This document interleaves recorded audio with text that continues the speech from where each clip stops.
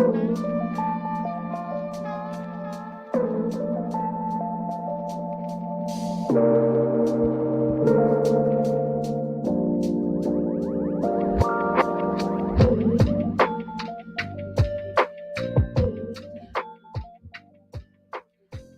so we decided to do a cultural exchange project for Ancient China. and then ancient South America. And just a special thank you to the broadcasting major, which we're doing this podcast with, and the people who are working behind the glass to help us create this podcast, Brianna Paulino, CJ, and Emma. And of course, DePiero. Mr. DePiero. Okay, so let's start off with, I'll go first?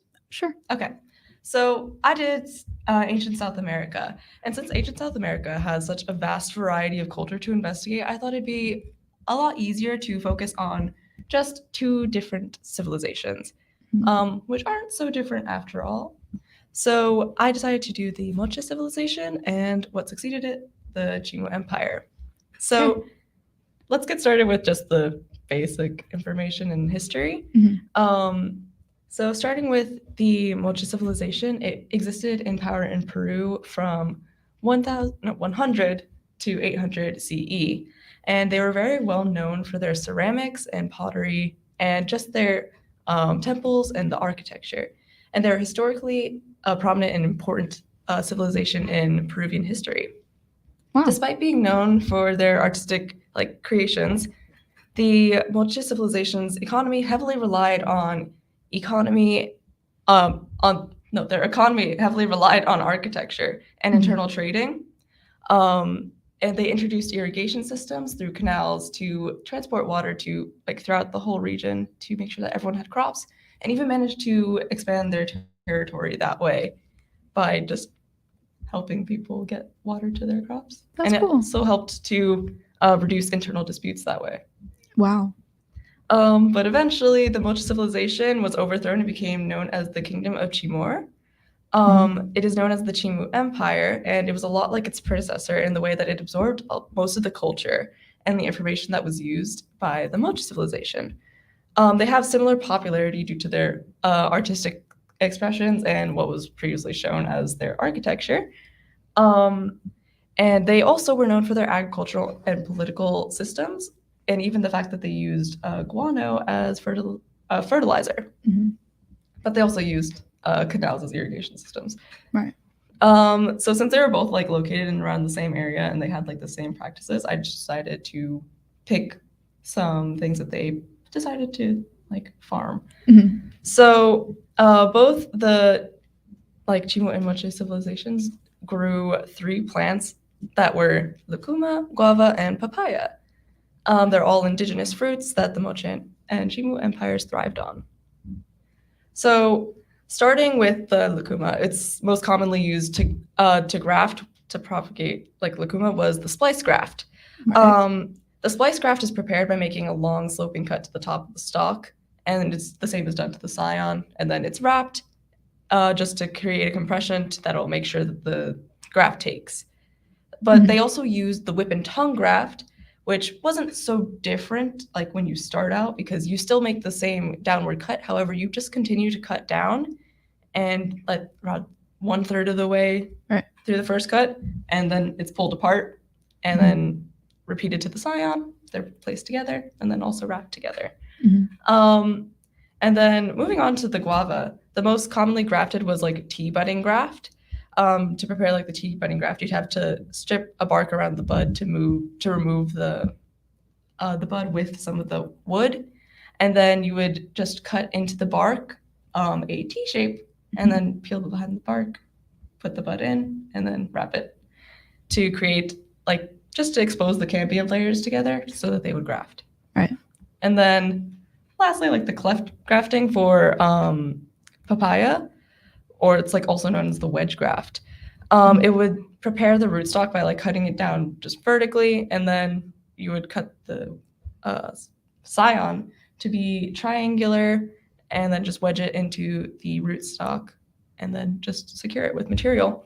And all of those, eventually, both the Qingwu and the Moche civilizations were like overtaken. Obviously, Moche was overtaken by the Chimu Empire, and then the Chimu Empire was eventually overtaken by the Incan Empire. Mhm. But these practices still continue today. And since I really couldn't find what they called the grafts that were used back then, I just decided to use the common like names that are used now.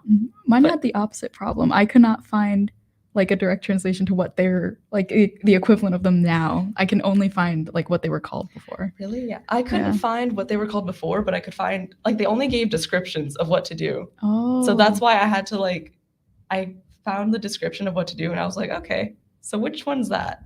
And I had to find like a modern name for it because they had nothing on the names that I could find. Yeah. When I searched up like whatever the graphs were, like what they were called before, they would give me the same exact picture every time. So I'm like, they're all the same thing. I don't know what you want from me. Oh wow. Yeah. So I did ancient China, and the practice of grafting itself goes back around 4,000 years to China and Mesopotamia.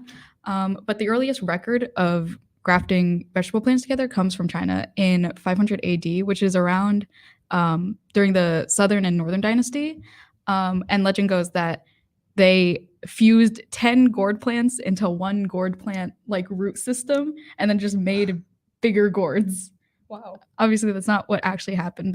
They grafted a bunch of gourd plants together and then just made better gourds from that. Yeah. But literature mentioning grafting goes back to the 1st century BC, which is the Han Dynasty, which is one of China's like most successful dynasties. So a lot of stuff happened. And it was mentioned in the book Fan Sheng Zhishu, which is some agricultural book. There's a bunch of those here. And it was mentioned in the book that grafting techniques developed from observing naturally occurring grafting, where basically two trees would just like, or like two plants would just fuse into one. And that concept or phenomenon was called lianlizhi, or joint branches, or like twin trunks. And people saw lianlizhi as a symbol of auspiciousness. And so people began just grafting a bunch of plants together because they were like, this is going to bring good luck and good fortune. And that sort of developed into like cultural stuff and also like an actual like agricultural separate like grafting technology and stuff like that. Where it comes into the cultural stuff, in what's it called? When people got married, people would say like ancient wedding poem blessings, or at least that's what I think they're called in English. To be honest, I don't know. A lot of this stuff is just me kind of just assuming what things are called in English. I don't know. I get what you're talking about. Like the unifying, whatever the thing. Whatever unity. people say to people when they get married. Yeah, the symbol of unity. Yeah. Vows? No, because that's what married people say to each other. That's true. Right? Yeah, that's what they say to each other. Yeah. Whatever. It's the thing with unity. Yeah. And the blessing is, oh God, 连你枝头喜鹊闹，才子佳人喜成家, which basically means that, okay, so like a direct translation would be the joined branch, like on top of the joined branches, I think they're called magpies, would, what's the word? Chirp. There we go. And because 连理枝 is mentioned in this blessing, it basically meant that the love between the couples was really strong, just like how, the trees kind of fused together into one. And so their marriage would last a long time. That's basically what that meant. It was really cute. That's cute. Yeah. And then for the actual techniques that developed out of people observing naturally occurring grafting, they actually began showing up in like literature, in like agricultural literature in the Yuan dynasty, which is about like 1,000 years later than the last dynasty I mentioned, which was like 100 BC. So this is the 13th and 14th century, around that. Yeah. So in the book 启明要书,要术, sorry, they mention 3 types of grafts, which are branch grafts, root grafts, and bud grafts. Though branch grafts and root grafts were used before the Yuan dynasty, but the bud graft was mentioned during that era. So yeah. So for branch grafting, the book mentions 2 methods, and they are basically the modern day equivalent of like a cleft graft, or I think what was it, the wedge graft. They were really similar. Yeah. And then the other is like a sort of variation of the splice graft. The what they were called before, they were called like incision grafting, or like I don't know. They had like really Incision grafting sounds like so. That sounds medical. Yeah, it sounds so proper. Yeah, it does. One of them was just like chadzia, which just means like you stick it in something. Oh, wow. I didn't know how to translate that, but yeah. So for the root grafts, they were basically the same methods as branch grafting, which was like the wedge graft and the splice graft. And then as for the bud grafts, that one is a rough equivalent to modern day patch grafting or patch budding. So the ancient method that they used was the rootstock was cut a foot above the ground, and then an inch of the bark on either side was removed. And then the buds from the side were peeled off and attached to the rootstock. And so that would allow things to grow. Yep, great. So practical applications of this, and like when grafting like actual fruit trees and stuff like that, I couldn't find a lot about plum trees, but I found a lot about peach trees. And peach pits were discovered in the lower Yangtze River Valley, which dated back to at least 7,000 years ago, which precedes the entire timeline that I just mentioned. Wow. But that just means they were cultivated since then, which was a long time ago. Yeah. And because peaches have great genetic diversity, grafting and propagating ones that produced large fruits would guarantee like good peaches every time. Mm-hmm. And people understood that grafting and they understood that oh my God. They understood vegetative reproduction and grafting during that time because it sped up selection and would allow them to grow fruits that they wanted. And so there was a lot of like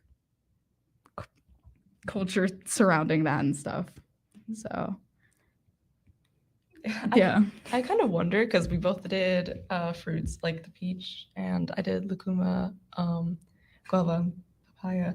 I wonder what they looked like before all the grafting like changed how they normally looked. Yeah. Like, you know how there's pictures of like watermelons from before, like now they're like all red in the middle, but before they were like weird and swirly. Yeah. And like pink. Like I always wonder because grafting was used just to create like pretty much clones of what we already decided. Oh yeah. Like this is a good fruit. Yeah. We want more of this good fruit. Yeah, and also because they also do that for like cosmetics. Yeah, they're like, this is a pretty fruit, and it's a good fruit. This is a pretty fruit. People will buy it. Yeah. I wonder what they looked like before then. Yeah, I don't think they looked very nice. Probably not. No. All right. So that's all I have for like mine. Is that all you have? And that is all I have for mine. All right. So these are our sources, and thank you so much to our panel for helping us make this presentation. Thank you. And hopefully we didn't draw it on with too much. All right. Yeah. Thank you. Bye.